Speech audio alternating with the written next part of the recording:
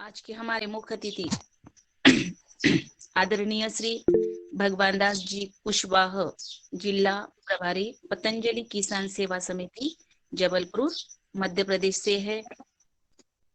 और भगवान दास कुशवाहा जी नियमित रूप से हमारे दैनिक व्यवहार के सदस्य चीकू हैं। ले इसको पकड़ पकड़ बेटा, चला जल्दी आ। क्यों और कार को ने समाज सेवा उनके वो बहुत ही समाज सेवा में भी और उनका कार्य है, और उनके साथ वो हमारे लिए औषधीय पौधे के बारे में ही जानकारी देते हैं। तो ऐसे हमारे ऊर्जावान भाई आदरणीय भगवान दास कुशवाहा जी का स्वागत है दैनिक योगार क्लास के मंच पर। सादर आमंत्रित है भगवान दास कुशवाहा जी। जी ओम। जी सभी को आज क्लास में उपस्थित आदरणीय विद्वत जनों को, जो हमारे इस क्लास में जुड़ती हैं, सभी जागृत आत्माओं को मेरा प्रणाम, ओम नमन वंदन। क्या है, इतना ये बड़ा कार्य है कि इसको जागृत आत्मा ही कर पाएंगी। तो हम सब जो इसमें जुड़े हुए हैं सब जागृत आत्माएं हैं, और सब लोग बड़े लगन के साथ और नियमित रूप से नई नई जानकारियों के साथ रोज जुड़ रहे हैं।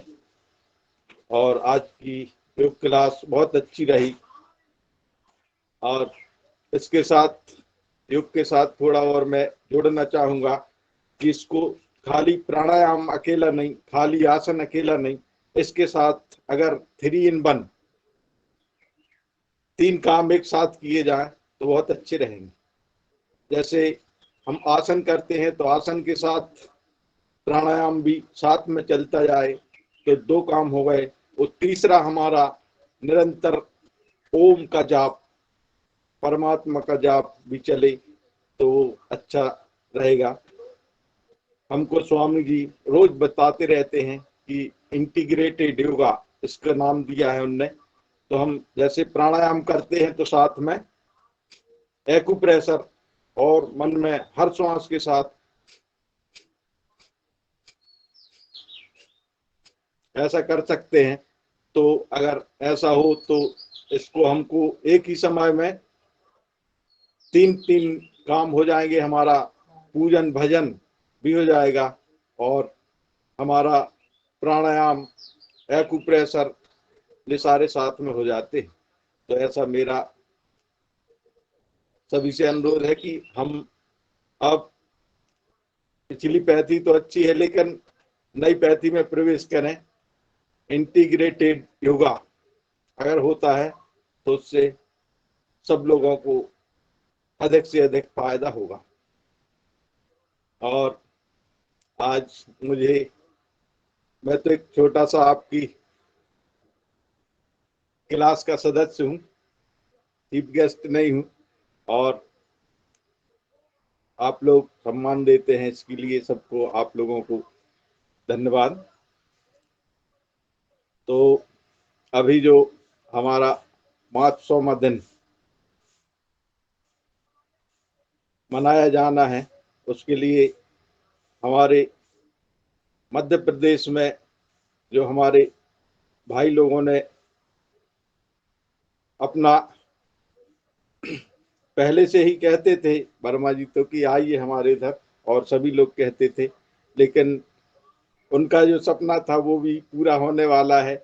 और सभी लोग, मैं मानता हूं कि सभी लोग उधर पहुंचेंगे, ऐसा लग रहा मुझको, और बहुत अच्छा कार्यक्रम होगा। और सभी से अनुरोध है कि सभी लोग आए हमारे मध्य प्रदेश नर्मदापुरम में और अपना योगदान करें और मिलें, और सब एक दूसरे से साक्षात्कार होगा, मिलेंगे तो उसका आनंद ही कुछ और होता है। तो आगे और मैं इस साल मैंने बनारस से धान का बीज मंगाया था सूर्य प्रकाश रघुवंशी जी से। उसमें मैंने खाने वाली वैरायटी मंगाई है, उसका नाम है खुशबू, जिसकी पैदावार उनने 12 कुंटल बताई पर एकड़, लेकिन मैंने मंगा के उसको 1 एकड़ में लगाई है। और एक और वैरायटी जिसकी अच्छी पैदावार दिव्या वन, वो भी मैंने करीब 2 एकड़ में लगाई है। तो कैसा क्या उसकी पैदावार उनने बताई 30 से 35 कुंटल पर एकड़, और गिरती नहीं है वो, कितनी खाद डाल दो आप। तो मैंने उसको ऑर्गेनिक में भी लगाया है और केमिकल वाली जगह में भी लगाया है, दोनों का कंपेयर होगा। और अभी तो अच्छी फसल दिख रही। और अरहर भी मंगाई मैंने उनसे, लेकिन उसको लगा नहीं पाया इन्हीं कारणवश। तो अरहर की पैदावार भी उनकी अच्छी बताई उनने। तो यही मेरा काम है। और मैंने जब रोपाई की तो नर्सरी डाली, तो उसमें कुछ कमजोर था, उसमें खाद तो डालते नहीं, एक गोबर की डालते हैं कुछ और मुर्गी की भी डालते हैं। तो उसमें हमने 3-4 दिन 15-20 किलो मुर्गी की खाद एक ड्रम पानी में डुबा के रखी, और फिर उस पानी से स्प्रे किया तो चौथे दिन धान का कलर चेंज हो गया। और फिर बहुत अच्छा, उसमें अलग से कुछ देना नहीं पड़ा, सिर्फ उसमें 2 बार स्प्रे किया मैंने, इतना बढ़िया रोपा हुआ उसका। और बहुत अच्छी ग्रोथ भी आई उसमें, उस जो पीलापन था वो भी हट गया। तो ये भी मैंने प्रयोग अपनी क्लास में ही सुन के और उसको अपनाता रहता हूँ, और रोज सीखता रहता हूँ कुछ ना कुछ। ये सीखने का हमारे लिए बहुत बड़ा मंच है। तो हम तो रोज ग्रहण करते रहते हैं अपनी इस योगाहार क्लास से। और सभी हमारे विद्वज्जन हैं जो हमें बताते रहते हैं, और हम सीखते रहते हैं। तो यही मैं कर रहा हूँ। और अभी इस समय अभी सबका लीवर कमजोर हो रहा, बरसात में सबका अग्नि थोड़ा मद्दी हो जाती है। तो मेरा सबसे अनुरोध है कि हमारा पतंजलि का सर्वकल्प को आता है, और ज्यादा महंगा नहीं, 30 रुपए का पैकेट आता है। तो उसको जरूर घर में लाएं, और सारे घर को अपनी अलग से, अगर आप कुछ नहीं करना चाहते तो जो आप चाय पीते हैं उसी में डाल दें। उससे चाय का आपका स्वाद भी नहीं बिगड़ता, और रोज आप उसको पी लेंगे तो आपका लीवर मजबूत होगा। तो आपकी पाचन क्रिया और सारी पेट की समस्याएं ठीक रहती। तो इसको जरूर अपनाएं। और चाय की जगह अगर हम दिव्य पेय पीते हैं तो उसमें 34 जड़ी बूटियां होती हैं, जो हम 1 कप चाय में पिएंगे तो उससे कोलेस्ट्रॉल, अपना सर्दी खांसी, ये कुछ पास में नहीं आती। तो चाय की जगह अगर हम दिव्य पेय शुरू कर दें, मैं अभी पहले चाय पीता था, मैंने चाय बंद कर दी, सिर्फ दिव्य पेय ही पीता हूँ, कोई काढ़ा पीता हूँ। और धीरे धीरे हमारे घर में अब चाय बनना भी बंद हो गई, सिर्फ काढ़ा ही बनता है। तो और कोई मेहमान आते तो उनको भी वही पिलाते। तो ऐसा मेरा सबसे अनुरोध है कि अगर सब लोग ये संकल्प लें कि नहीं, हम वो ब्लैक टी पीते हैं, काली जो चाय बाजार वाली, वो उसको हम बोलते हैं बल बुद्धि विनाशक। चाय ने हमको शक्तिहीन बना दिया और बुद्धिहीन भी बना दिया, सब तनाव में रहते हैं। तो हम तनाव में न रहें और शक्तिशाली रहें, तो चाय को छोड़ें और दिव्य पेय को अपनाएं, ऐसा मेरा सभी से अनुरोध है। और एक और बड़ी समस्या बनी है लोगों में, हार्निया। जिसको हार्निया की समस्या है तो वो सर्पकल्प क्वाथ के साथ कायाकल्प क्वाथ और पी ले। तो हार्निया को ऑपरेशन नहीं कराना पड़ेगा, ऐसे ही ठीक हो जाता हार्निया। सर्वकल्प को हार्निया, और उसके साथ साथ गैस ट्रेबल होता है, जिसको गैस भी उसी से ठीक हो जाती है। हमेशा ही आदमी परेशान रहता है, गैस गैस, तो उससे गैस की समस्या और हार्निया की समस्या दोनों, इतना सरल इलाज, सस्ता इलाज है, तो उसको जरूर अपनाएं। और गिलोय तो है ही, 100 बीमारियों पे चलती है, तो उसका भी सेवन करें और स्वस्थ रहें। इसी के साथ मैं अपनी वाणी को विराम देता हूँ। आप लोगों ने मुझे आमंत्रित किया, सभी को ओम वंदन, अभिनंदन, सादर प्रणाम।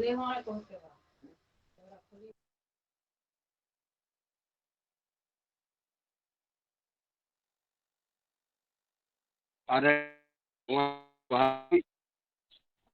आपके प्रणाम।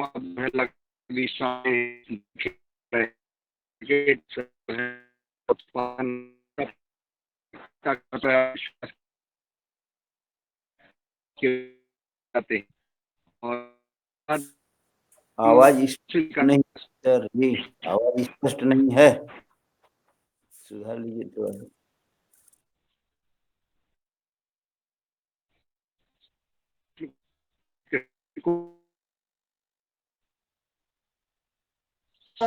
जी आदरणीय, आवाज नहीं आ रही आपकी ठीक।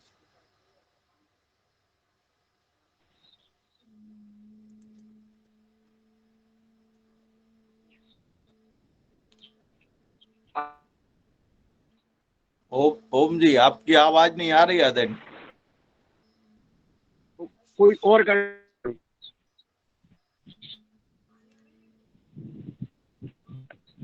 कोई संचालन करें, क्योंकि नेटवर्क शायद कुछ प्रॉब्लम है। जी आ रही है भाई जी। तो आज जैसा आपने बताया हर्निया का, और चाय पीने के लिए बहुत महत्वपूर्ण आपने सुझाव दिया, आपको बहुत बहुत धन्यवाद। मध्य प्रदेश में जैसा कि योग कार्यक्रम का आयोजन होने जा रहा है, उस विषय पर लगातार हम चल रहा है। तो हमारे बीच में सभी शरद वर्मा जी हैं, रामकृष्ण रघुवंशी जी हैं, दीपराज जी हैं, सभी जन उपस्थित हैं और हमारे बीच में जी उपस्थित हैं। मैं हम विषय पर और मैं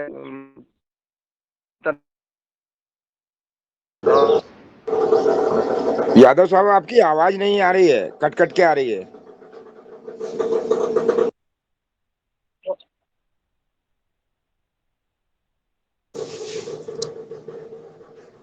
सर यदि मोबाइल की लोकेशन चेंज करेंगे तो शायद ठीक हो जाए।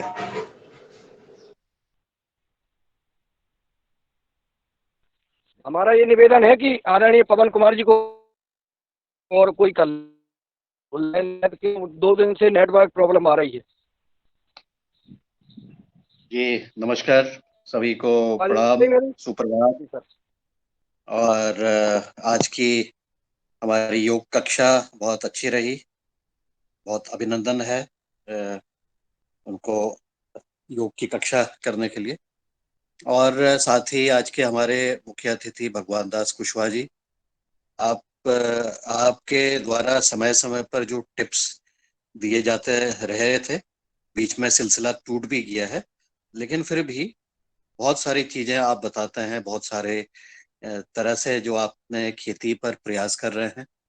तो ये बात बिल्कुल स्पष्ट है और बिल्कुल हम बार बार इसको कहते भी हैं कि हमारे किसान एक वैज्ञानिक से कम नहीं है, क्योंकि वो गणना करना जब सीख जाते हैं और उसको सिस्टमेटिकली कोई एक तरीके से किसी चीज को आगे लेते हैं डेटा के साथ, तो वो भी किसी एक वैज्ञानिक से कम नहीं है। वो रिसर्च पेपर नहीं लिख रहे हैं जैसा वैज्ञानिक लिख रहे हैं, लेकिन वो उनका अनुभव अगर वो बढ़ते हैं, बाकी किसानों के बीच में भी ये अनुभव बढ़ता है, तो उससे भी हमारा उन्नति हमारी बढ़ती है, हमारे सबके लिए विन विन सिचुएशन होती है। जबकि दूसरी तरफ रिसर्च पेपर लिख करके वो केवल किताबों में ही, ज्यादातर जितने भी रिसर्च होते हैं ज्यादातर 90% किताबों में ही रह जाते हैं, उसकी तरफ कोई उसको देखता भी नहीं। तो ये जो काम हमारा आप करते हैं, आपके जैसे लोग करते हैं कि जो ज्ञान मिला है उसको बांटते हैं, उस बांटने से उसकी जो महिमा है, उसकी जो वैल्यू है वो कई गुना बढ़ जाती है और हम सब लोग भी एक दूसरे से जुड़ जाते हैं। क्योंकि जब भी कोई ऐसी चीजें जो कि आपने लिवर से संबंधित, इस मौसम से मैं जो लिवर से संबंधित समस्या हो जाती है उसके लिए क्या करना चाहिए, ये आपने महत्वपूर्ण जानकारी दी। और इस तरह की जानकारी समय समय पर जब मिलती है और सीधे रूप से मिलती है, उसके लिए कहीं पढ़ने की भी जरूरत नहीं पड़ती, तो उसका निश्चित रूप से लाभ मिलता है और हमारे उसमें कार्यों में परिवर्तन होता है। हम एक्शन में आते हैं कि चलो ट्राई करते हैं कि इससे क्या होता है, इसको क्या हम अलग से पिए, इसको हम चाय में बना करके पिए, हम किस तरह से ऐसी चीजों का सेवन करें जिससे कि हम इसको लाभान्वित हो सके।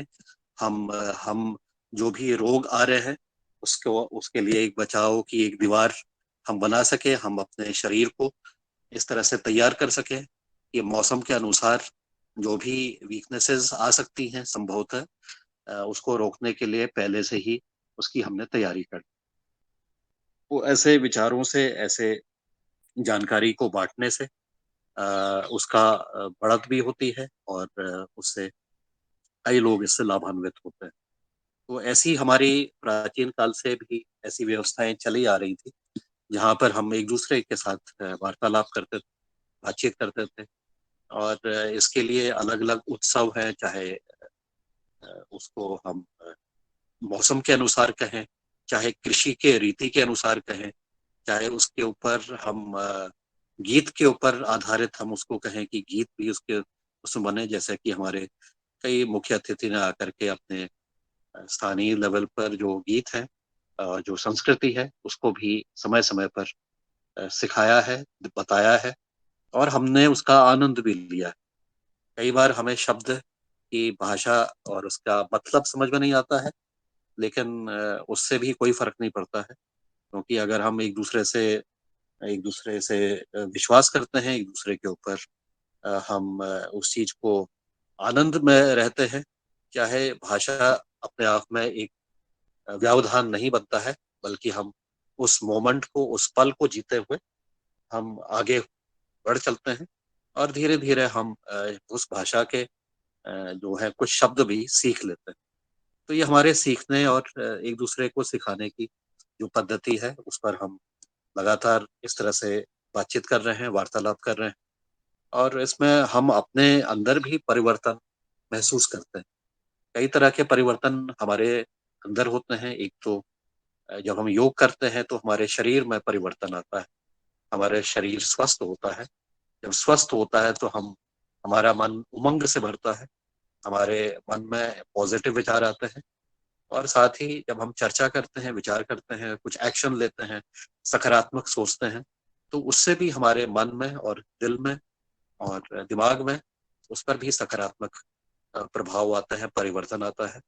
और यही हमारे इस योगाहर कार्यक्रम की एक खूबसूरती है कि उसके साथ साथ जब लोगों के साथ बातचीत होती है, उनके विचार सुनते हैं, तो उनके विचारों को आत्मसात करते हुए कभी कभी कोई चीज हमें ज्यादा छू लेती है और हम उस तरह से उसके प्रति, उस विचार के प्रति आकर्षित होकर के कुछ न कुछ और सकारात्मक कर लेते हैं। इसी प्रकार से जब हम अपने साथी, परिवार, अन्य पड़ोसी, संबंधी और हमसे प्रेम करने वाले व्यक्तियों के साथ इस तरह की बातों पर जब चर्चा करते हैं तो उस पर भी कुछ तर्क वितर्क कई सारी चीजें हो सकती हैं।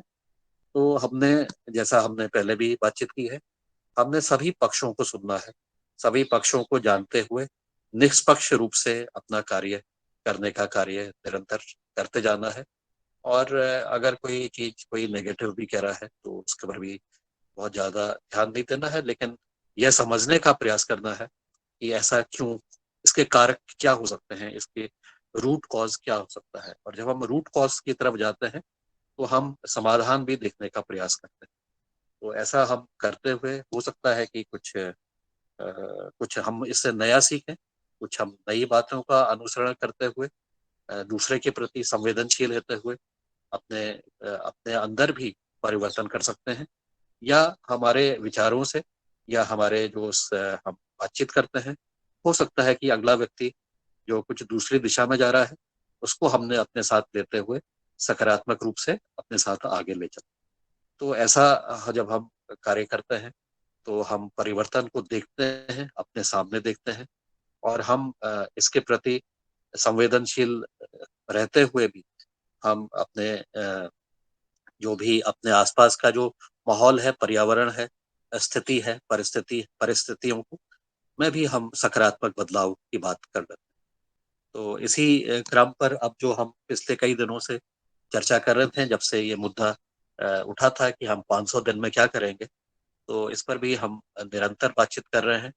और अभी ऐसा जो कल मंत्रणा हमारी दिन में हुई थी उस पर भी यह बातचीत हुई थी कि क्योंकि अभी वर्षा वाला समय अभी है, और अभी भी सितंबर माह में भी कल मैंने सुना था कि अभी वर्षा होने की और ज्यादा संभावना है। तो हमारा इस कार्यक्रम को कुछ दिन और आगे करने की बातचीत है। इसके बारे में मुन्नी लाल जी से कल रात को भी मैंने विस्तार पूर्वक चर्चा भी की कि हम कुछ दिन आगे रखते हुए शायद अक्टूबर माह में इसको करें, तो हमारे पास प्लानिंग करने के लिए और भी जो व्यवस्थाओं के बारे में जो करना है उसके बारे में भी हमें और समय मिल जाएगा। और साथ ही उससे पहले कार्य को होने से पहले यह भी बातचीत है कि मुन्नीलाल जी नर्मदापुरम आकर के सारी व्यवस्थाओं को एक बार वो देख लें, समझ लें, और कितनी दूरी कहाँ पर है, रहने की व्यवस्था कैसी है, खाने की व्यवस्था में क्या व्यवस्था हमारी रहेगी, हमारे और जो व्यवस्थाएं हैं उसके लिए किस प्रकार से हम इसको आगे कर सकते हैं। तो इसको भी, इस चीजों की भी तैयारी देख लें, और निश्चित रूप से आने वाले दिनों पर जब भी ईश्वर की इच्छा होगी यह कार्यक्रम निश्चित रूप से होगा, इसके प्रति हम संकल्पित हैं। और लेकिन इसके साथ साथ बाकी सब जगह पर भी जहाँ जहाँ पर अलग अलग स्थान है जहाँ पर लोग नियमित रूप से इस तरह से कार्यों में जुड़े हुए हैं, और इसमें हरिद्वार भी शामिल है। तो आने वाले समय पर मैं व्यवस्थाओं की बातचीत करने का प्रयास कर रहा हूँ कि जब भी ऐसा मौका मिलेगा तो कुछ ऐसी व्यवस्थाएं बनाई जाए, तो यहाँ पर भी लोग आकर के रह करके यहाँ पर जो भी घाट है वहाँ पर हम योग भी करें, और योगपीठ में आकर के हम अपनी गोष्ठी का भी आयोजन करने का प्रयास करें। तो सारे विकल्प अभी खुले हुए हैं, सारे विकल्पों पर हम देख रहे हैं और किस तरह से आगे व्यवस्था होती है। लेकिन इसके साथ साथ जब हम आगे 500वें दिन के बाद आगे अपने उत्सव मनाने की बातचीत कर रहे हैं, मुझे लगता है कि 500वां उत्सव तो हम ऑनलाइन मना ही सकते हैं, उसमें तो कोई रोक नहीं है। तो हम उस तरह से भी प्रयास करेंगे कि हम अपना 500वां उत्सव ऑनलाइन माध्यम से ही मनाएं, जैसा कि हम मनाते आ रहे हैं।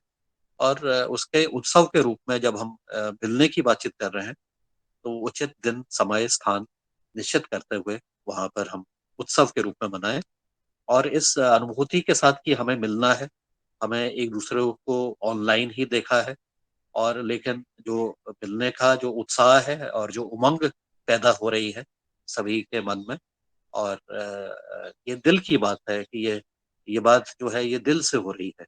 तो ऐसी उमंग और ऐसे उत्साह को हम मिलेंगे, जब भी मिलेंगे तो हम इस उमंग को अपनी देखेंगे कि कैसा इसमें महसूस होता है, और कई सारी बातें उसमें हम एक दूसरे से साझा करते हुए कई सारी चीजों का हम आने वाले समय का रास्ता भी हम तय कर सकते हैं कि हम किस प्रकार से इस तरह के फोरम का लाभ और भी बहुत सारे लोगों को किस प्रकार से मिल सकता है, इस पर भी हमें बातचीत करनी चाहिए। और इसके लिए भी अपना हमें प्रतिबद्धता हमारी सबकी है, लेकिन इसका विस्तारीकरण जरूर होना चाहिए। और विस्तारीकरण करने के लिए जो भी लोगों के सुझाव हैं उस पर भी हमें बातचीत करते रहना चाहिए कि हम किस प्रकार से इस तरह के जो कार्यक्रम है, स्वैच्छिक कार्यक्रम होते हुए भी हम इसमें कई सारे साथी, संगठन, व्यक्तियों को जोड़ते हुए, जो अपने अपने क्षेत्र में रहते हुए केवल अगर चर्चा भी करना अगर शुरू करते हैं, बातचीत करना शुरू करते हैं, तो लोगों के मन में एक नई एनर्जी आती है और हमें कुछ एक्स्ट्रा कुछ नहीं करना है। जो हम कार्य कर रहे हैं उसी के साथ अपनी चर्चा को भी और अपनी पद्धति को जोड़ देना है। जब जोड़ते हैं और इसमें कार्य करेंगे तो हम कई सारे लोगों को और अपने साथ जोड़ते हुए इस चीज का और विस्तार कर सकते हैं। साथ ही जो विचार हमारे कई सारे साथियों के हैं, उनको सुनना भी बहुत जरूरी है कि हम उनको नियमित रूप से सुने और जो हम कार्य कर रहे हैं अपना मूल्यांकन स्वयं करें कि हम कहाँ तक के हमारी रास्ता बढ़ा है और कहाँ तक के हमारी गंतव्य है और उस रास्ते पर हमें और क्या कुछ वैल्यू एडिशन कर सकते हैं, इस पर भी हमें मंथन करने की जरूरत है। तो ये मेरे आज के लिए कुछ विचार हैं, कुछ सोच है और मैं आमंत्रित करना चाहूंगा एक एक करके हमारे सभी साथी, और अगर कोई इसको मॉडरेट करना चाहते हैं तो वो मॉडरेट कर सकते हैं इस सेशन को, अन्यथा हम लोग अपना एक एक करके अनम्यूट होते हुए अपनी बात को आगे रखने का प्रयास करते हैं।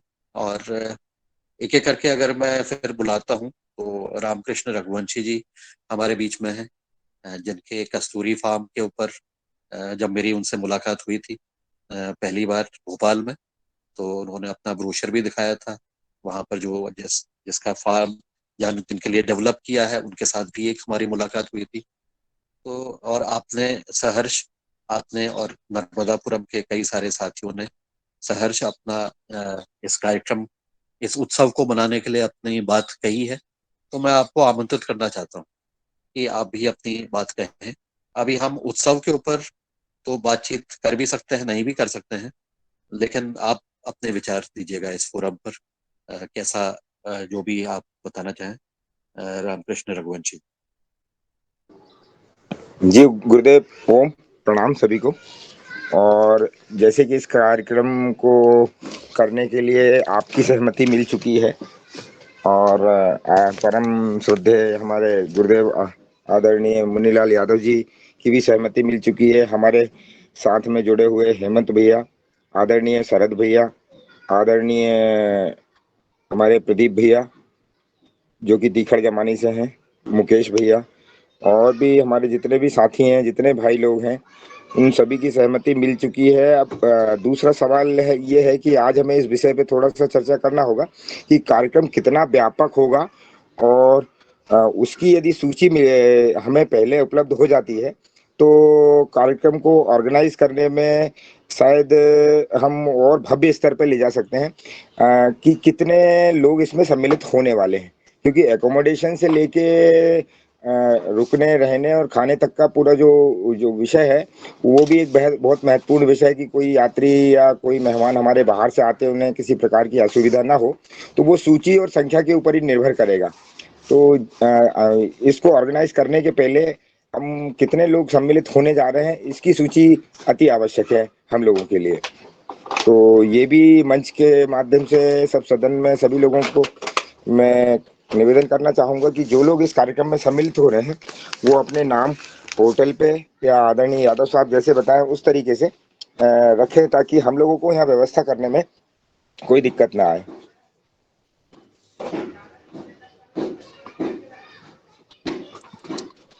जी ओम। जी ओम। जी रामकृष्ण जी, रघुवंशी जी, धन्यवाद।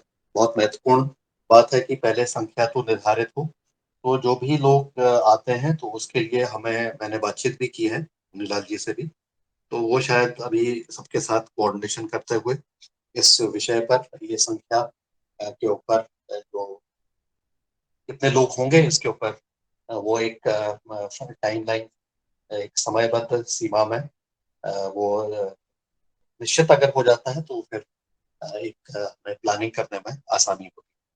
तो इसके लिए जो बातचीत कल भी हुई थी मेरी, वो लगभग अगले 4-5 दिन में एक डेट निश्चित करनी पड़ेगी।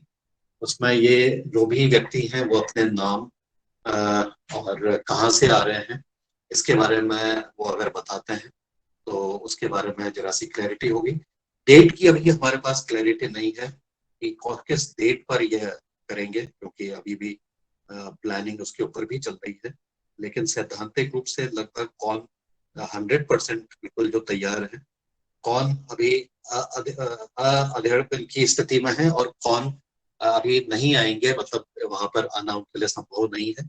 इस तरह की 3 तरह के कैटेगरी बनती है, जिसमें कि यह निश्चित किया जा सकता है कि कौन आएगा, और उसके आधार पर ये तरह प्लानिंग को मूर्त रूप दिया जा सकता है। तो मुन्नीलाल जी इस विषय पर अभी बातचीत करेंगे सभी से, शायद अलग अलग बातचीत भी करेंगे और यह समझने का प्रयास करेंगे कि कौन आ रहा है कौन नहीं आ रहा है। आप कुछ कहना चाह रहे थे मुन्नीलाल जी, अगर कुछ बात बोलनी है तो आप इसको करिए। सर मेरी आवाज आ रही है सर? हाँ जी बिल्कुल आ रही है, क्लियर है मेरी आवाज। Thank you sir, thank you sir. जैसा सदन को मैं अवगत कराना चाहता हूँ कि आदरणीय पवन सर जी ने लगभग रात में 10 बजे हमारी बात हुई, उन्होंने फ़ोन लगाया और ये फ़ोन 10-11 बजे रात को भी बात करना, ये हमारे लिए बहुत ही खुशी की बात होती है। और मेरे तो रॉन्ग हुआ है आदरणीय पवन सर जी के रूप में कि ये दैनिक उद्धार कार्यक्रम 500 दिन पूरे कर रहा है और आगे भी ये निरंतर चलता जाएगा। और हमारे जो परिवार सहभागी बने हैं, सहयोगी हैं, उनका एक परिवार बन गया है। इतना आत्मीय है कि वो उत्साहित हैं एक दूसरे से मिलने के लिए, एक दूसरे के साथ बैठने के लिए, भोजन करने के लिए, मतलब एक साथ।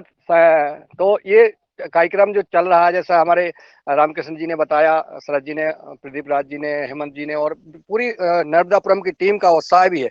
आदरणीय सर जी ने ये कहा है कि हम जो है पहले, जैसे हमने कल देखा कि 20 ट्रेनें इटारसी नई दिल्ली की ओर से आ रही हैं, उनके आने का समय भी हमने नोट किया है कि इतने समय आ रहे हैं। अब दिल्ली से आने वाले लोगों का को कौन कहाँ से आ रहा है, उनकी सूची के लिए सिर्फ जैसा आज अभी रघुवंशी जी ने भी बोला है कि हमें कौन व्यक्ति, कितने लोग सम्मिलित हो रहे हैं उस कार्यक्रम में, आज से हमें ये संवाद करना है। सभी भाइयों को अपने आपस में संवाद करना है कि भाई आप आ रहे हैं, और तारीख वो पूछेंगे तो हम तारीख तक तो बता देंगे अभी 1-2 दिन में, 3-4 दिन में लगभग फाइनल हो जाएगा डेट। लेकिन हाँ, अक्टूबर माह अपन बोल सकते हैं कि संभवतः अक्टूबर माह में ये कार्यक्रम होने जा रहा है, जहाँ 2 दिन का कार्यक्रम रहेगा। हम सब आपस में मिलेंगे, बैठेंगे, संगोष्ठी होगी। इसमें आप आएंगे या नहीं आएंगे, अगर वो कहते हैं कि हाँ ठीक है, कहीं भी हो, कार्यक्रम स्थल भी कहीं हो, डेट भी कोई हो, हम तैयार हैं, तो उनका नाम और मोबाइल नंबर और कहाँ से आएंगे वो अपन लिख लें। ये सूची अपन को बना के एक संख्या आ जाएगी, और फिर अपन जो है उसकी तैयारी, जैसा कि रघुवंशी जी ने बताया, और हम सब शीघ्र ही नर्मदापुरम आने वाले हैं, और वहाँ पे अपन सारी जगह देख दाख के बढ़िया स्थान और सारी व्यवस्थाएं जो हमें कल पॉइंट बाय पॉइंट आदरणीय पवन सर ने बताए हैं, और उनसे लगातार संपर्क में अपन रहेंगे ही, उनके मार्गदर्शन में अपन बढ़िया कार्यक्रम करेंगे। उसकी सारी व्यवस्थाएं जो हर बिंदु बार बिंदु हम सब लिख भी रहे हैं, और सिर्फ अभी जरूरत है आने वाले व्यक्तियों की संख्या, कौन कौन आ रहा है, उस हिसाब से अपन कितने लोग बाहर से आएंगे, उनको रोकने की व्यवस्था करना है, भोजन, सारी व्यवस्थाएं, बैठने की, उठने की।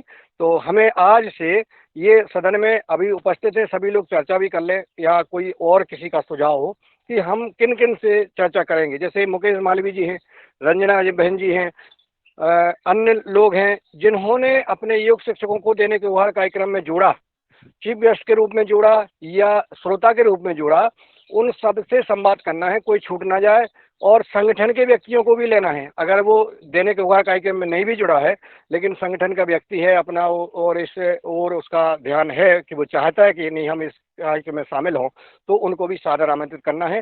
परंतु व्यक्ति के भाव, विचारधारा, मर्यादा, अनुशासन, ये सबसे पहली सीढ़ी है, और ये अपनाते हुए ही उनको सम्मिलित करना है। ये हमारा विशेष निवेदन है। और आगे सर तो स्वयं संचालन करने लगे हैं, और क्योंकि नेटवर्क हमारा प्रॉब्लम था, स्नेह और आशीर्वाद इसी प्रकार का बना रहे। मैं आदरणीय शरद वर्मा जी को आमंत्रित करता हूं कि वो आए, वो भी अपना मार्गदर्शन सुझाव देने का कष्ट करें। जी ओम। सदन को कोटि कोटि प्रणाम। आज भगवान दास कुशवाहा जी से 2 बहुत जोरदार टिप्स मिली जो इस मौसम में बहुत उपयोगी रहेंगी। आज इस सदन में ये चर्चा हो रही है कि कैसे हमारे नर्मदापुरम में हम लोग हमारे कार्यक्रम को सफल बनाएंगे, और हम सफल बनाने की ओर अग्रसर है।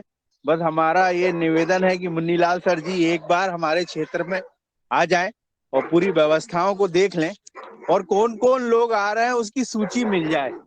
दो चीजें अगर इसमें हो जाती हैं तो फिर हम लोगों को दिशा और उद्देश्य दोनों को निर्धारण करने में परेशानी नहीं जाएगी। तो एक सूची मिल जाए हमें, और मुन्नीलाल सर आके यहाँ पे पूरी व्यवस्थाओं को देख लें। जो भी अक्टूबर में जो निर्धारित डेट रखनी है, तो वो डेट के विषय में यहाँ पे चर्चा हो जाए। हम सभी लोग नर्मदापुरम के जितने भी सदस्य जुड़े हुए हैं, सभी सदस्यों में उत्साह भरपूर है, और किसी भी उसमें उत्साह की कमी नहीं है। कल रमेश सर ने भी 3-4 बार फोन लगाया इसी विषय में, कैसे अपने को प्रोग्राम करना है, क्या व्यवस्था है, और वो भी काफी उत्सुक दिखे मुझे। और रघुवंशी भैया ने पूरी तैयारी बिल्कुल अभी से चालू कर दी है। तो बस हमें सूची मिले और मुन्नीलाल सर यहाँ पर एक राउंड यहाँ पे लगा लें कि कहाँ पे क्या कमी है, क्या दूर करनी है, कहाँ से क्या हमें व्यवस्था हमारी देख लें, तो फिर सारी चीजें आगे बढ़ सकती हैं। जी ओम। जी ओम नमस्कार। जी ओम नमस्कार। जी बने सिंह जी, स्वागत है। मेरा सुझाव ये था कि जैसे अभी आने वाले जो अभी प्रोग्राम की तैयारी कर रहे थे, वो ज़्यादा उचित था। आने वाले सीजन में अपने सोयाबीन की फसल आ जाएगी, अन्य कामकाज की तैयारी लग जाएंगे, तो अक्टूबर में जाकर के कौन सी डेट तय करना, वो थोड़ा सा उससे पहले हो जाता, अक्टूबर से पहले, तो वो ज़्यादा उचित रहता प्रोग्राम का। अभी क्या है, थोड़ा सा खेतों में पानी है और इसकी तैयारी भी हमें पहले सूची प्राप्त नहीं हुई है, और मात्र 10 दिन का समय है। 10 दिन में अब जब तक हमें सूची उपलब्ध नहीं हो जाएगी और सारी व्यवस्थाएं तैयारी करना, ये थोड़ी सी अभी पानी भी सूख जाए खेत का, जब हम विजिट नहीं कर पाएंगे खेतों का तो कैसे हो पाएगा। जैसे रास्ते वगैरह खराब है, अभी कल हेमंत दुबे जी ने बताया था, आप तो थे ही उसमें, इसलिए थोड़ा 10 दिन का बढ़ाया गया है। किसान, रही बात फसल की काटने की, तो ये तो किसान तो हमेशा फ्री कभी रहता ही नहीं, कुछ ना कुछ उसका तो काम लगा ही रहता है। और जो किसान आने जाने वाले होते हैं उनके तो काम चलते रहते हैं। और जैसे आप हैं, आप फसल नहीं काटते हैं, कटवाते हैं, तो परिवार के किसी भी सदस्य को खड़ा कर दें और आप चले आए, ऐसा होता है ना। तो अपन अक्टूबर में करेंगे। रखे अपन, तो अक्टूबर में है ना, वो 20 अक्टूबर के बाद ही रखे तो ज़्यादा उचित रहेगा फिर। क्योंकि देख लेते हैं, अपनी जो सोयाबीन की फसल है, वो सभी लोगों के पास फसल है, वो 80, 85 और 90 दिन की फसल है, और अभी 2 महीने तो हो चुका है। 30 दिन के अंदर अपन जैसा प्रोग्राम तय करेंगे और फसल की तैयारी हो जाएगी सब किसानों। तो मेरा सुझाव ये था कि ज्यादा से ज्यादा अपना नहीं कार्यकर्ता सब उपस्थित हो, इसलिए थोड़ा सा सीजन को देखते हुए प्रोग्राम थोड़ा सा 5-10 दिन का आगे पीछे डिसाइड करें। नहीं, तो अपन देख लेंगे, फर्स्ट वीक तक हो जाएगा। इसमें 2 दिन का कार्यक्रम है, कोई ज़्यादा का नहीं है। और अभी तो फसल कटेगी, फिर बोने भी आना है, फिर वो सारी चलती ही रहती है अपने। तो ये सब किसानी का काम तो हमेशा चलता रहता है, लेकिन उसमें कार्यक्रम भी चलती रहे। और हम ये चाहते हैं कि बाकी में कोई किसान अपने हाथों से नहीं करवाता है, तो वो होता रहेगा। और आपने कहा है अपन 10 दिन और बढ़ा रहे हैं, ठीक है ना। जी जी तो अगला जी, आगे मैं डॉक्टर किशोर दुबे जी को सादर आमंत्रित करता हूँ कि वो आए और अपना सुझाव देने का कष्ट करें। धन्यवाद मुन्नीलाल जी। 2 चीजें चर्चा में आई है। एक तो पवन सर ने मतलब एक्सटेंड करने का और सूची का जो जिक्र किया है, वो व्यवस्था के हिसाब से बिल्कुल सही है। और दूसरा की डेट, तो अक्टूबर का फर्स्ट वीक, जैसा मैं अभी कैलेंडर ही देख रहा था, चर्चा चल रही थी, तो 1 और 2 अक्टूबर को सैटरडे संडे आता है। मतलब बहुत लेट भी नहीं होता, बहुत जल्दी भी नहीं होता। फिर भी पवन सर जी और आप लोग जो व्यवस्था करने वाली टीम है, वो डेट तय करे। मैंने सिर्फ बोल दिया। हाँ, महत्व का विषय है सूची। तो सूची ऐसी नहीं बनती, मेरा जो अनुभव है और आप सबका अनुभव है सूची बनवानी पड़ती है, और सूची स्वेच्छा से जो बनती है वो इम्पोर्टेंट है। तो सूची के लिए 3-4 महत्व के बिंदु होते हैं। एक तो कार्यक्रम कहाँ है, तो ये तो एक हो गया कि नर्मदापुरम में हो रहा है करके। दूसरा बिंदु आता है कि कौन से विषयों पे हो रहा है, क्योंकि 2 दिन का हम सम्मेलन सिर्फ यानी जैसा योगाहार की चर्चा करने के लिए हमने मीटिंग नहीं ले रहे। अपन मीटिंग के साथ में जैसा 2-3 दिन में अपन कई बार बातें आई है कि उसको बढ़ाना है, तो इससे किसान संगठन भी जुड़ा जाएगा, किसान समिति जुड़ी जाएगी, आपके प्रदेश की, बाहर की, तो उनकी मतलब मीटिंगें भी होंगी, ये एक्सटेंशन का भी प्रोग्राम होगा। तीसरा बिंदु आता है कि वहां पे अलग अलग प्रकार की विजिट्स होंगी, जो भी यहाँ पे रघुवंश जी के और शरद भैया के सभी जो प्रयोग चल रहे हैं, तो वहां पे नया कुछ सीखने को भी मिलेगा। ये बिंदु रहेगा। और चौथा कि उसी के साथ साथ में भी हम कंज्यूमर से बाकी एक्सटेंशन करने का भी ये करेंगे। तो हमको ये जो उद्दिष्ट है कि प्रोग्राम या कन्वेंशन या सभा सम्मेलन कहाँ पे हो रहा है, किस विषयों पे हो रहा है, यह जब हम लोगों को विदित करेंगे, अपने पूरे देश के नेटवर्क को, योगाहार के जितने भी, एक तो बिल्कुल सही बोला आपने कि 500 योग शिक्षक है, 500 समझो कि अपने मुख्य अतिथि है, और साथ ही साथ में किसान समन्वय समिति के लोग हैं, और भी नहीं है किसान समन्वय समिति के तो योगा के लोग हैं। इस तरह से जब हम एक्सटेंशन की बात करते हैं, तब हम 550 लोग जो मिलने वाले हैं उसके लिए प्रोग्राम नहीं हो रहा। हम तो 50 के साथ में 500 को बुलाने की कोशिश करेंगे, तब वो 500 में से और 50-100 आ जाएंगे, इसके लिए प्रोग्राम हो रहा है। तो निश्चित रूप से हमको पहले उसका उद्दिष्ट क्या है, वो अब एक आध पेज का एक पॉम्पलेट बन जाए कि ये उद्दिष्ट के लिए यहाँ एक प्रोग्राम हो रहा है, और इस प्रोग्राम में सहभागी होने के लिए जो भी इच्छुक है, वो एक आध व्यक्ति का नाम, मुनीला जी जैसा आपका है, उसके साथ में 2-3 कॉन्टेक्ट नंबर, और वहां पे फिर लोग आएंगे, और उसके आधार पे सूची बनेगी। सूची ऐसी रेडीमेड नहीं बनेगी, तो सूची जो बनेगी उसको एक डेट अपन तय करेंगे कि भाई हाँ, जैसे आज की डेट है, तो आज की डेट से एक 5 दिन का, 6 दिन का, या 1 सप्ताह का समय कि उसमें एनरोल करो आप, और एनरोल करके वो पता चल जाए। तो ये मतलब और एक बिंदु होता है उसमें कि उसमें कौन कौन आ रहा है, कौन कौन मतलब जो अतिथि गेस्ट जो आ रहे हैं, वो गेस्ट कौन से लेवल पे आ रहे हैं, एक सब्जेक्ट एक्सपर्ट्स आ रहे हैं, या पॉलिटिकल एक्सपर्ट्स आ रहे हैं, या एजुकेशन एक्सपर्ट्स आ रहे हैं, मतलब मुख्य अतिथि कौन आ रहे हैं, वो किन विषयों पर मार्गदर्शन कर रहे हैं, यह भी एक अट्रैक्शन का पॉइंट होता है। तो ये 3-4 बिंदु को अट्रैक्शन, मतलब जो आम जनता के लिए अट्रैक्शन पॉइंट होते हैं। तो एक पॉम्पलेट छोटा सा, या एक निवेदन छोटा सा कि भी ये बन जाए, और वो यदि हम पूरे यहाँ पे जब डिस्प्ले करते हैं, अपने व्हाट्सएप ग्रुप में बोलो या वेबसाइट्स पे बोलो, जैसा भी जहाँ भी संभव हो हम करेंगे, उसके आधार वो 1 सप्ताह का हम समय देंगे, तब उसमें एनरोलमेंट होगा, और वो एनरोलमेंट के आधार पे फिर रेगुलर, और जो रेगुलर नहीं है वो ऐसे भी लोग आएंगे, और उसके बाद में 1 आध सप्ताह के बाद में हमको एक संख्या पता चलेगी, और उसके आधार पे फिर व्यवस्थाएं क्या करना है वो करेगा। हाँ, टेंटेटिवली ये बिल्कुल जरूर है कि भाई अगर 100 लोग आते तो क्या व्यवस्था कर रहे हैं, 200 आते तो कितने आएंगी, उसकी टेंटेटिव आपको, आपकी जो टीम है वो टीम को उसके बारे में करना ही पड़ेगा, लेकिन उस तरह से वो सूची बनेगी। यही मेरा निवेदन था। धन्यवाद। धन्यवाद आदरणीय डॉक्टर साहब। रात में आदरणीय पवन सर जी से जो बात हुई हमारी, एक एक विषय पे कौन कौन बोलेगा, किस विषय पे बोलेगा, अतिथि कितने होंगे, वो क्या क्या बोलेंगे, किस विषय पे बोलेंगे, और कौन कौन आएगा, कितने हमारे योगाहार कार्यक्रम के बाहर से लोग आ रहे हैं, कितने लोग स्थानीय स्तर के रहेंगे, कितने व्यक्ति संगठन के रहेंगे, इस पर सारी चर्चा हुई है। आपने कहा है कार्यक्रम कहाँ हो रहा है, ये अपन जो है निश्चित है कि 2-3 दिन में ये कन्फर्म ये भी हो रहा है कि अपना कार्यक्रम कहाँ हो रहा है। विषय भी निश्चित है कि किस विषय पे अपन चर्चा करेंगे, ये भी आप लोग सब लोग अभी लिख लें और उसको फाइनल करेंगे। जैसे जगह अपनी कंप्लीट हो जाएगी, स्थान कंप्लीट हो जाएगा, और दिनांक, आज विजिट का भी अपन को कंफर्म करना है, कहाँ कहाँ हम विजिट करेंगे, ये भी रात में चर्चा हो गई है। उपभोक्ताओं को जोड़ने का काम, उपभोक्ता भी आए, उपभोक्ता ये आकर के कहेंगे, और जो उपभोक्ता कई सालों से जैविक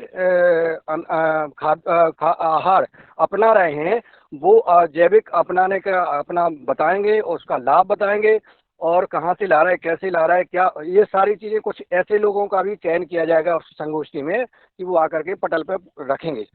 पैम्पलेट जब छपवाएंगे और ये भी कि जब हमारा स्थान और जगह डेट क्लियर होने पर अपन पैम्पलेट तुरंत, जैसे आप विषय लिख रहे हैं कि किस विषय पर चर्चा होगी, तुरंत ये पैम्पलेट छपवा के और फिर वितरण अपन कराएंगे। गेस्ट अतिथि का प्रकार कि गेस्ट कैसे आ रहे हैं, कोई वक्ता आ रहा है, कोई श्रोता आ रहा है, कैसे कैसे आ रहे हैं, इनका भी अपन वो उसी में आ जाएगा जब अपने नाम आ जाएंगे सूची के। तो आज से सूची बनाने का काम स्वेच्छा से ग्रुप में भी आज मैसेज डलेगा और अपना ये सब लोग चर्चा भी करेंगे। रोज व्यक्ति कम से कम 10-10, 20-20 लोग जितने जो कर सके रोज वो शाम को ग्रुप में डालेंगे कि आज हमने इतने व्यक्तियों से चर्चा की, इनमें से ये व्यक्ति यहाँ से आ रहे हैं। तो ये सारी चीज ग्रुप में हो जाएगी।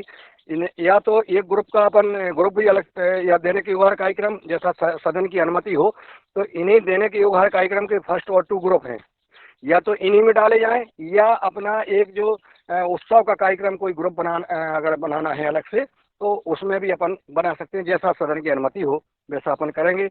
और मैं आगे जी भगवान दास जी कुछ कहना चाहते हैं? अच्छा, आदरणीय भूपेंद्र शास्त्री जी आ गए हैं। स्वागत है शास्त्री जी, आइए। जय बलराम जी की, जय बलराम जी की। जय बलराम की सर।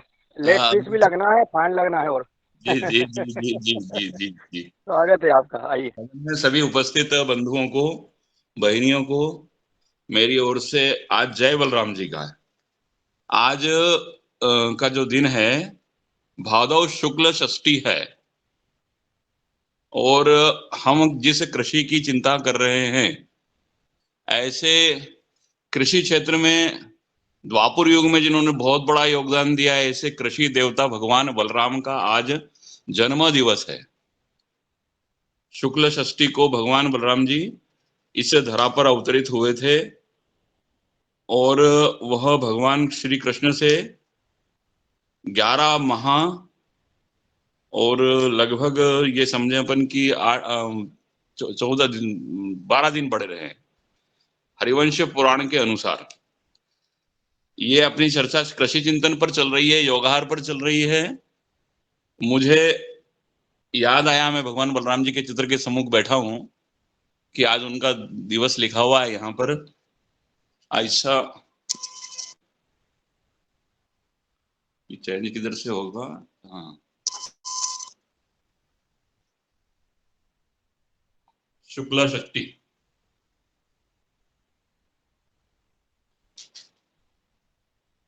तो मैंने कहा कि इस योगाहार माध्यम से भगवान श्री बलराम जी का ये जन्म दिवस है, इसकी शुभकामनाएं भी सभी को दी जाए।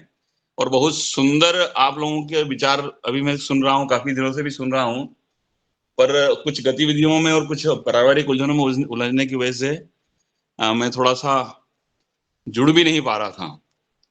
किंतु मेरी बड़ी इच्छा थी कि अपना अगर कहीं मिलन होता है तुम सब लोग वहां जाएंगे।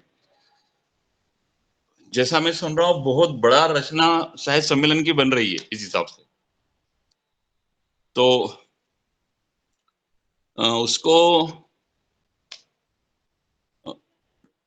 ज्यादा नहीं हो जाएगा, इतना बड़ा अपन स्वरूप जो तय कर रहे हैं। मुख्य बिंदु मेरे हिसाब से तय होना चाहिए और बहुत पास में आ गया समय भी। आज से कोई ज्यादा दिन बचे नहीं है सम्मेलन की, जो आप 500 दिन की बात कर रहे हैं उसके हिसाब से प्रमुख बिंदुओं पे ही बातचीत हो तो ज्यादा अच्छा है। विजिट में भी शायद 2 या 3 फॉर्म अगर अपने वहां पर हैं तो उसमें भी अधिक ग्रुप में ही जाना होगा। सारे लोग विजिट कैसे कर पाएंगे? टाइम का, वक्ताओं का इतना बड़ा समय का कैलकुलेशन अच्छे व्यक्ति से बनवाया जाए, मेरा ऐसा मानना है। बाकी मैं तो बहुत प्रतीक्षा कर रहा हूँ कि कब आप डेट फाइनल कर दें, कब आप स्थान फाइनल कर दें और कब हम रिजर्वेशन करवा लें। ओम जी सर, बहुत बहुत साधुवाद और भगवान बलराम जी के जन्म अवतरण दिवस की हार्दिक बधाई, शुभकामनाएं। आपने ध्यान आकर्षित कराया और सदन को बताया, ये आपको साधुवाद। और जैसा आपने कहा है कि विजिट ग्रुप में ही होगा और तारीख और समय इन्हीं 2-3 दिनों में लगभग तय हो जाएगा। और आपकी उपस्थिति, और आप, एक और निवेदन है आपसे कि आप जो भी आपके परिचित हैं, जो किसान वहां पहुंचना चाहते हैं, उनसे जरूर संवाद कर लें। बस तारीख बता दी जाएगी, लेकिन जैसे आप तैयार हैं कि कब भी तारीख तय होती है और हम रिजर्वेशन कराते हैं, इसी प्रकार के अगर जो भी अपने किसान भाई हैं जिनको अपन ने इसमें बुलाया है, जो नहीं बुलाया है, जो काम कर रहे हैं किसानों के लिए, उनको भी अपन आमंत्रित कर सकते हैं। तो एक सूची बनाने का कष्ट करें और आगे तुरंत ही जो है अपन ये जारी हो जाएगा, 2-3 दिन में क्लियर हो जाएगा कि कहाँ होना है। जी आदरणीय डी शर्मा जी हिमाचल प्रदेश से उपस्थित हैं। मैं सादर आमंत्रित करता हूं कि आप अपना सुझाव देने का कष्ट करें। नमस्कार जी। आज ये जो 2-3 दिन से चर्चा चल रही है, आप बहुत मेहनत कर रहे हैं कैसे इसको प्रोग्राम को किया जाए। सभी का जो एक मत बन रहा है, तो हिमाचल से नर्मदा पहुंचना कुछ थोड़ा सा मुश्किल सा होता है और कोशिश की जा सकती है, लेकिन समय त्योहारों का भी है।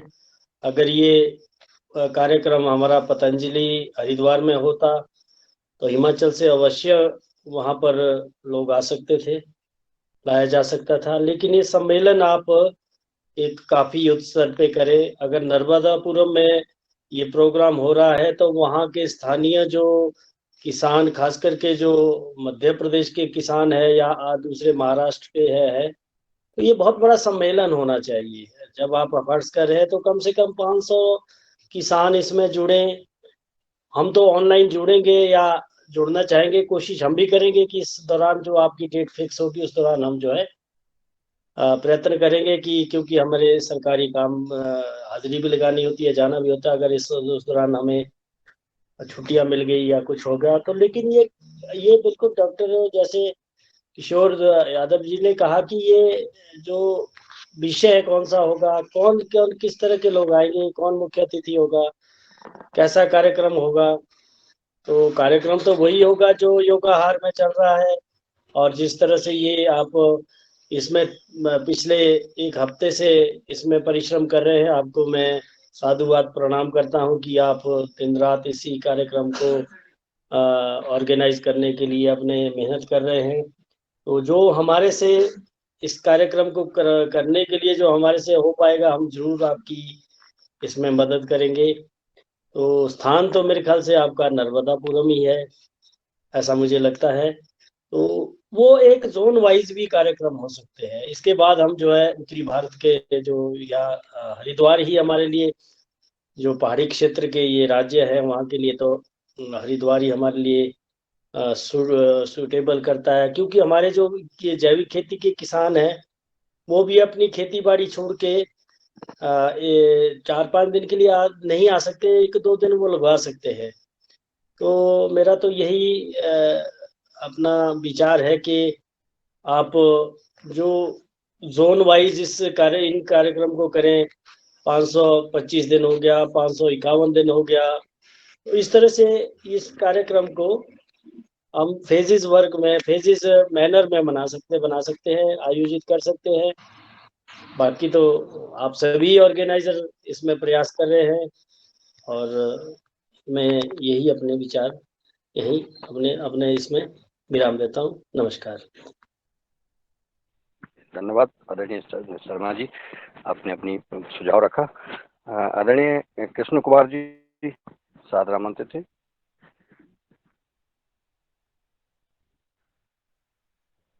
आदरणीय नीलकंठ सावले जी। हाँ, ओम सर जी। अब बात तो है कि सबको नमन बंदन, और मैं तो शुरू से जुड़ा हूँ, और ये जो कार्यक्रम में परिवर्तन आया बहुत अति उत्तम है। समय का फेर है, समय को स्थिति को देखते हुए जो भी कार्यक्रम बनाया जाए, दूरदर्शिता को नमन, बहुत ही अच्छा कार्यक्रम है। और जो नर्मदापुरम में करने जा रहे हैं, जगह चेंज नहीं है, बहुत खुशी की बात है, जगह वही है। अब लिस्ट बनाने की बात है, और जो लिस्ट में कार्यक्रम बनाना जो हैंडबिल बना रहे हैं उसमें पारदर्शिता लाई जाए, ताकि अन्य राज्य के लोग भी कुछ कुछ प्रयास करेंगे उस तरह से करने की जो मंशा है उनकी भी पूरी हो। यदि कार्यक्रम बना बनाया मिल जाता है तो हम लोगों को मेहनत कम लगेगी। जो अन्य राज्य के लोग हैं ये तो करता धरता हमारे पर अगुआ कहिए और क्रिएटिव आई कहिए, रचनात्मक काज कहिए, ये तमाम चीज जो है हमारा भारतवर्ष के मध्य में जो विराजमान मध्य प्रदेश है उनको हृदय से मैं नमन करता हूँ। कार्यक्रम को आप लोग बढ़ाते हैं, खुशी होता है, समय खुशी खुशी पार हो जाता है। बहुत बहुत धन्यवाद, आप लोगों ने समय दिया।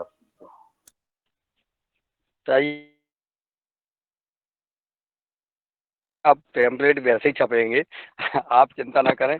सभी राज्य वाले तैयार हो गए हैं। मध्य प्रदेश से शुरुआत हो रही है, ये सब आपका स्नेह है। और मध्य प्रदेश अकेला नहीं, आप लोगों का स्नेह है। और मध्य प्रदेश से शुरू होकर के राज्य बाई राज्य जब ये कार्यक्रम होंगे तो क्रांति, जैसा हमारे नरेंद्र भाई मोदी जी कहते हैं, जैविक खेती जन क्रांति, जन आंदोलन बनाना है तो ये जन आंदोलन बन जाएगा। और आप आदरणीय नीलकंठ सावले जी, अगर मेरी आवाज़ आप तक पहुंच रही है तो आप सादर आमंत्रित हैं। ओम, धन्यवाद आदरणीय मुनीलाल भाई जी। बहुत अच्छी खुशी हो रही कि अपन जल्दी ही एक साथ मिलने वाले हैं। जैसे कि इतने साल से अपन ये जो 500वां दिन की तैयारी कर रहे हैं, पानी की वजह से थोड़ा ये लेट हो जाएगा, लेकिन जो चर्चा चल रही है उसमें थोड़ा आगे नवरात्रा का उत्सव आ रहा है 26 सितंबर से।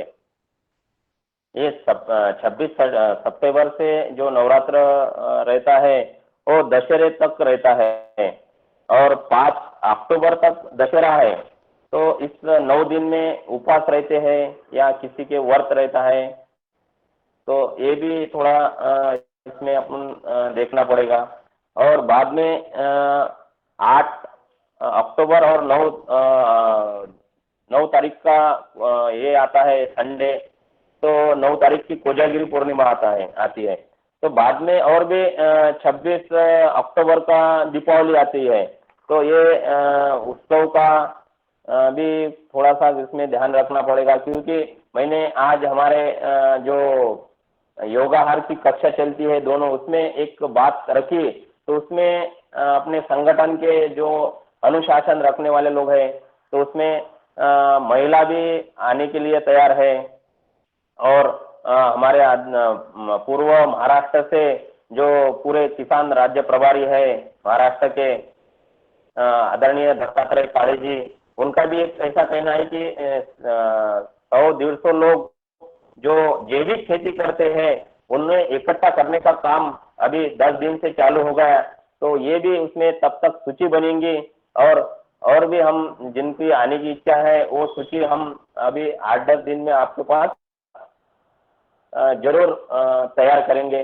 तब तक हमारे को वो लोगों को बताना पड़ेगा कि कहाँ जाना है, वहाँ पर जाने के लिए क्या है, कैसा रहेगा, ये रिजर्वेशन करना है। तो और वहाँ पर जाके कैसी कार्यक्रम की सूची रहेगी, ये भी पॉम्पलेट आने वाला है। तो हम इस पर बहुत अच्छा रखते हैं। सिर्फ उसमें थोड़ा सा ये जो नवरात्रा का जो उत्सव होता है इसमें ये अपने न आए, ये थोड़ा सा मेरा स्वतः व्यक्तिगत मत है, ऐसा मेरा मानना है। बाकी तो अपने अलग अलग अभी वरिष्ठ जनों से सभी से राह मिल रही है। इतना कह के मैं वाणी को विराम देता हूँ। ओम, प्रणाम जी, धन्यवाद। आपने ये सुझाव दिया है और महाराष्ट्र से जो उत्सुक है वहाँ बहुत उनका स्वागत है। और निश्चित है कि महाराष्ट्र और मध्य प्रदेश से ही अधिक लोग रहेंगे, क्योंकि पास ही में लगा हुआ है। और नवरात्रि का और समय अपन बचा के रखेंगे, आपने सुझाव दिया। आदरणीय ओंकारनाथ जी, अगर आवाज पहुंच रही हो तो सादर आमंत्रित। सदन को सभी को प्रणाम। बहुत खुशी हो रहा है कि चलते सभी के साथ आत्मीय संबंध बन गया, प्रेम भाव जग गया है। तो ये मैं इच्छा जग रहा था कि ये कब ऑफलाइन कार्यक्रम हो, ताकि हम सभी लोग मिले और आगे का कार्यक्रम विस्तारित रूप में पूरे देश भर में फैले। तो मेरा एक सुझाव यह था कि फर्स्ट कार्यक्रम हो रहा है और ये समय एक हो गया था कि 5वें दिन ही करना है, तो थोड़ा सा असमंजस इसलिए पड़ गए थे कि इतना जल्दी कैसे कैसे होगा। फिर भी अंदर से इच्छा हो गया था नहीं, चलना ही चलना है, अपने झारखंड से भी हम लोग कुछ चलेंगे। तो थोड़ा सा डेट बढ़ गया, तो थोड़ा सा ये हो गया है कि अभी कार्यक्रम थोड़ा सा और भव्य रूप देने में आसानी हो जाएगा, तैयारी करने में। और मेरा एक सुझाव था कि इसमें एक कुछ बड़ी हस्तियों को भी बुलाया जाए, ताकि इसका पूरा व्यापक प्रचार पूरे देश भर में फैले। इसका ये मोदी जी का भी एक इनका इच्छा है कि जैविक क्रांति बढ़े, आगे बढ़े, खेती बढ़े, तो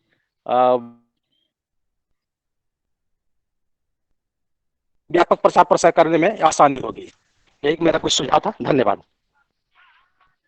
धन्यवाद आदरणीय ओंकारनाथ जी, आपने कहा है बड़ी हस्ती को आमंत्रित किया जाए।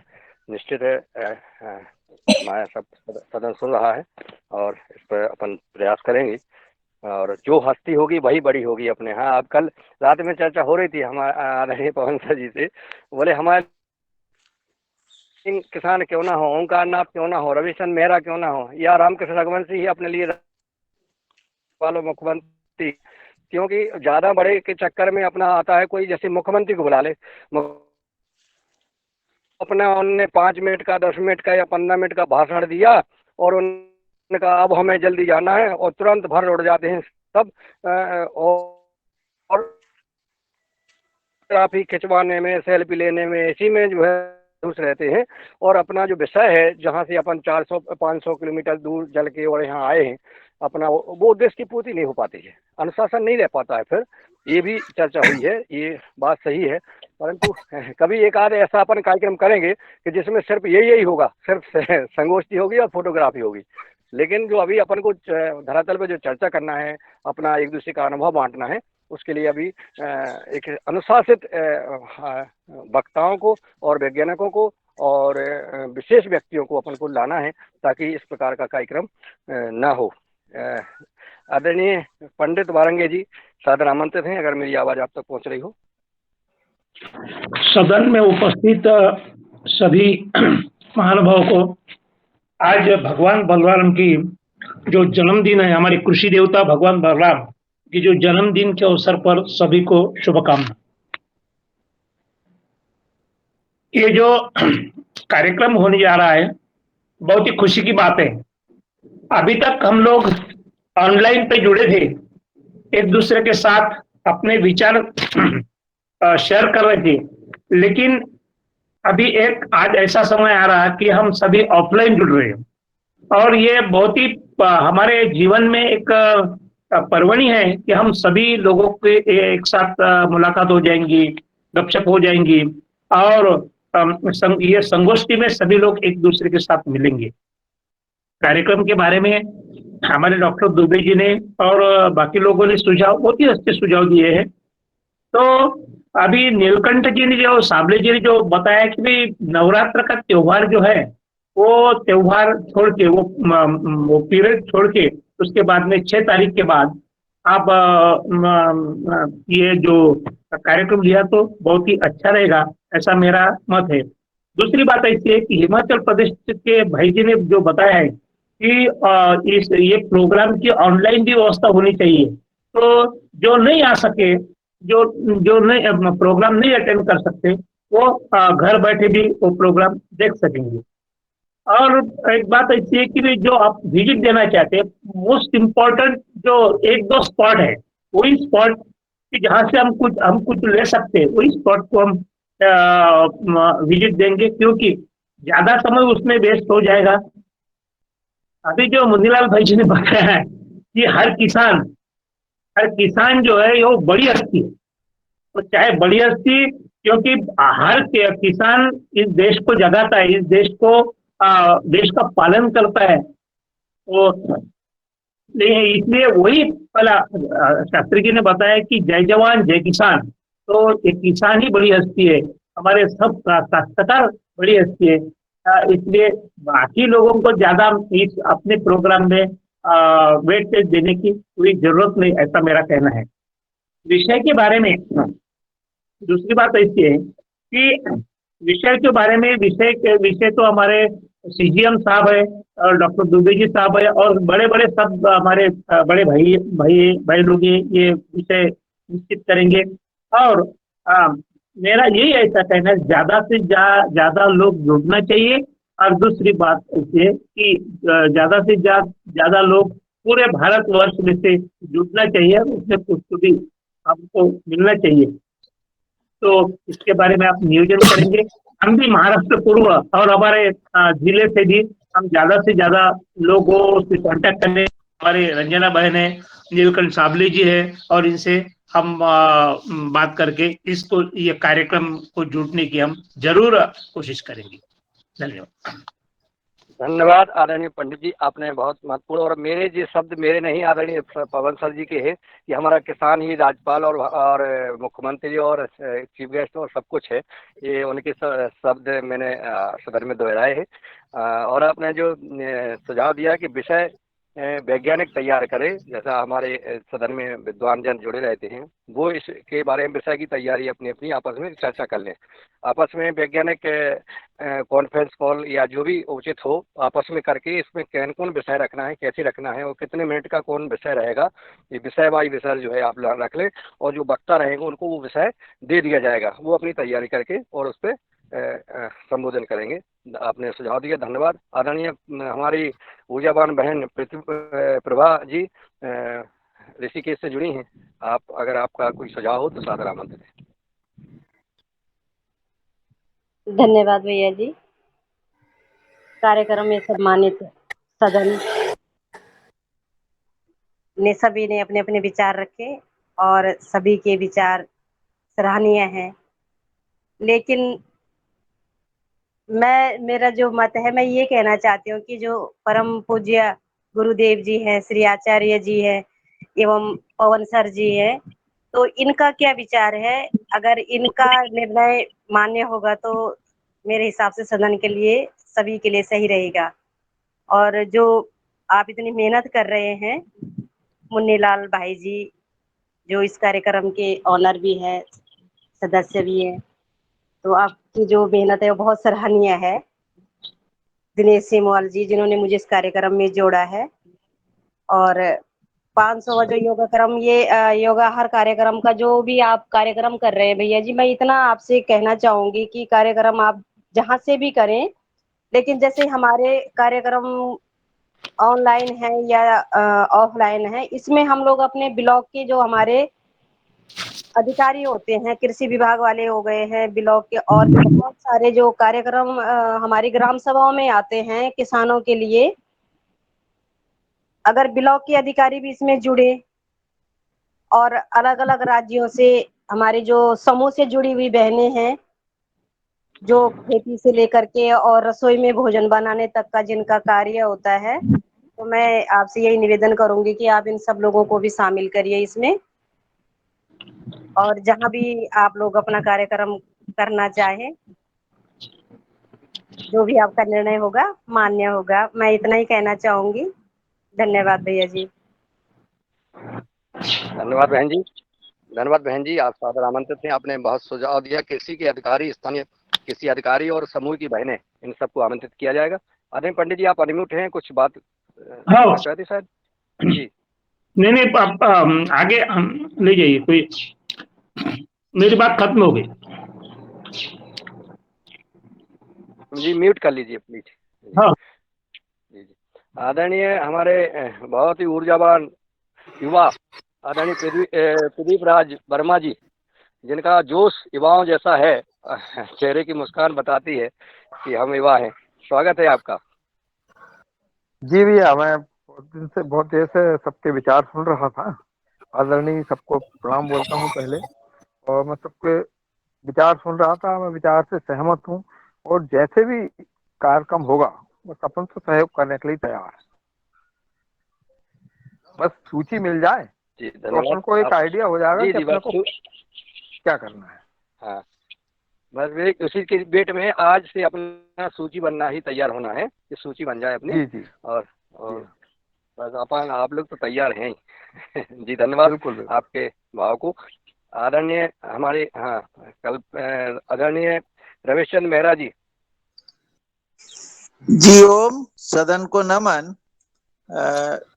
मैं भी आदरणीय जो हमारे प्रदीप राज जी ने बोला है कि जो सुझाव आ रहे हैं वो सब बहुत अच्छे आ रहे हैं और उनके आधार पे जो है काम होगा। वो तो है। दो बात मेरे को ये कहना है कि ये विषय और जो आजकल जो हमारे वक्ता की बात जो दुबे जी ने कहा वो बहुत जरूरी है, वक्ता तय हो जाए और विषय तय हो जाए, क्योंकि वक्ता के ऊपर भी बहुत चीजें निर्भर करती है कि जो लोग आजकल जो वर्तमान में यूट्यूबर जो है जो मोबाइल में जो बहुत चलते हैं, ऐसे लोग जैसे कि पहले अपने जो मुख्य अतिथि बने थे आदरणीय बेलजी जी, वो बहुत चल रहा है। तो यदि हम ऐसे लोगों को भी मौका देंगे तो एक आकर्षण बनेगा और आकर्षण के साथ लोग उनको सुनते भी हैं और लोग फिर उनको सुनने भी आएंगे। तो ऐसे दूसरा बात यह है कि जो जैसे हमारे यहाँ जो जैविक बाजार चल रहा था, उस जैविक चल रहा है, मतलब बीच में कोरोना बंद हो गया था, तो उसमें जो उपभोक्ता है जिन्होंने जैविक को 2-3 साल से वो उपयोग कर रहे हैं,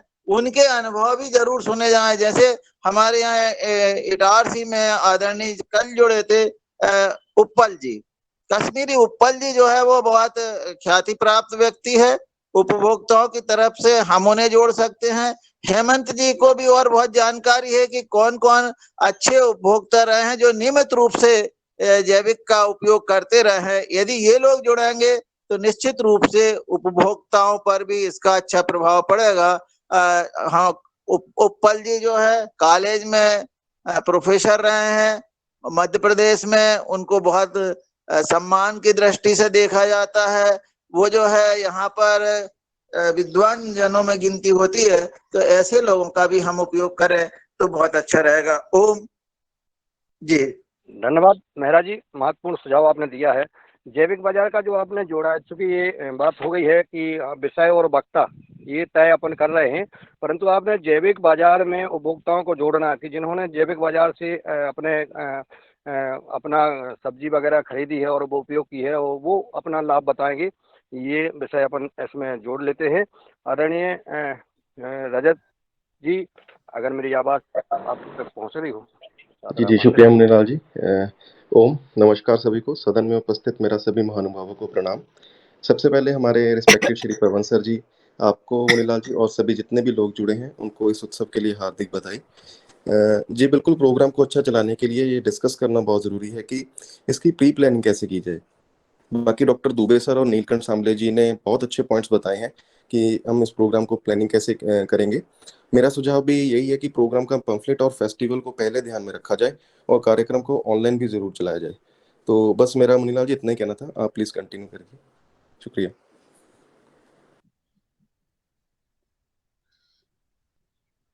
में और इसमें आपने कल अब आप लोग चिंता कर रहे हैं और आपके लिए धन्यवाद।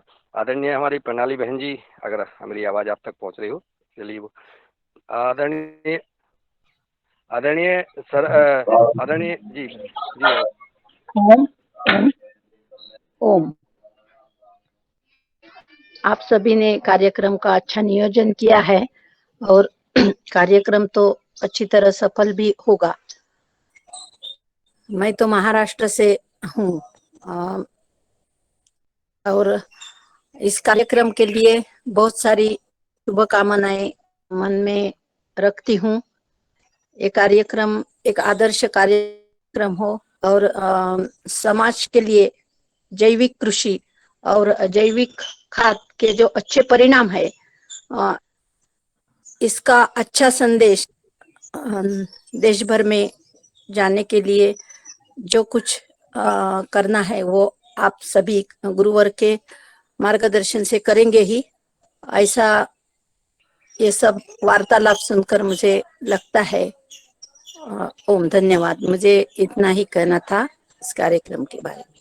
ओम। धन्यवाद बहन जी। और आदरणीय रवि आदित्य जी, सादर आमंत्रित है। जी बहुत बहुत धन्यवाद मुनीलाल जी। बहुत ही अच्छी और बहुत ही सार्थक प्रयास हो रही है, क्योंकि ये जो परिचर्चा हम लोग की आगे जा रही है इस कार्यक्रम के रूपरेखा के लिए, और बहुत ही अच्छी है। और इसमें जैसे सब अभी जो बात निकल के आई कि ऑनलाइन भी होनी चाहिए, ये सही है।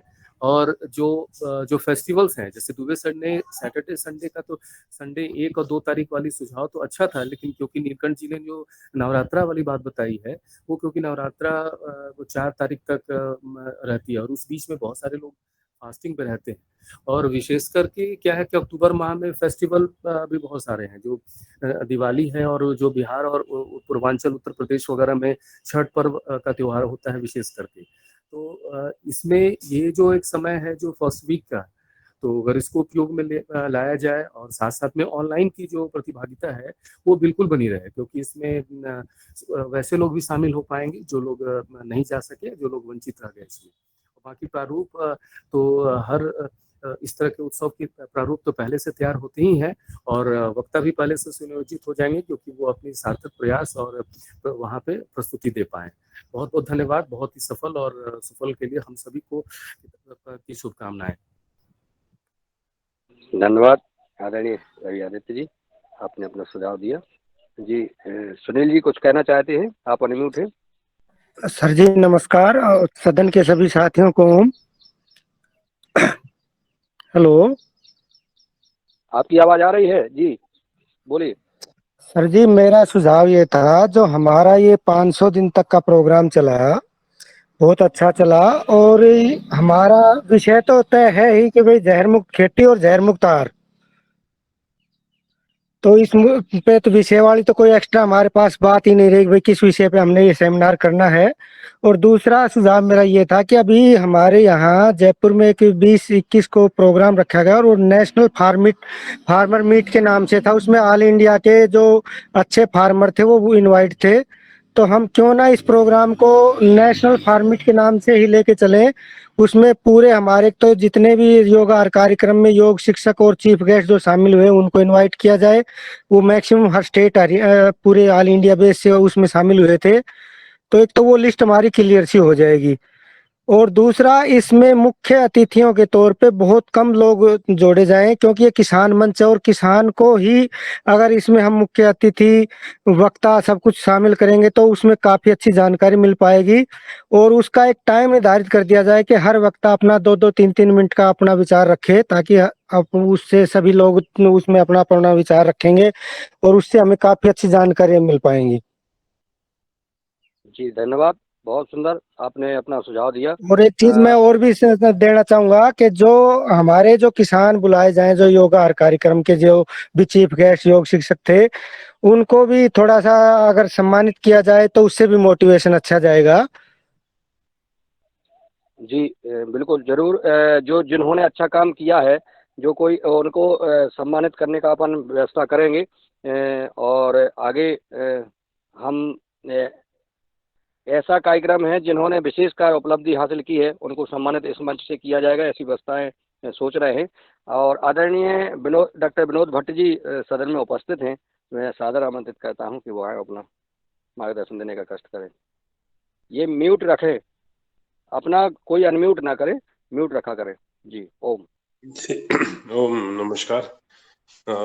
ये सुझाव कि इसको थोड़ा पीछे किया जाए, ये काफ़ी अच्छा सुझाव है, क्योंकि अभी आजकल बारिश थोड़ा डिले हो रही है और तो ये बारिश मतलब मुझे लगता नहीं है कि सितंबर में बारिश बंद होगी, जिस तरह से आसार हैं, जो प्रेडिक्शंस हैं उसके हिसाब से।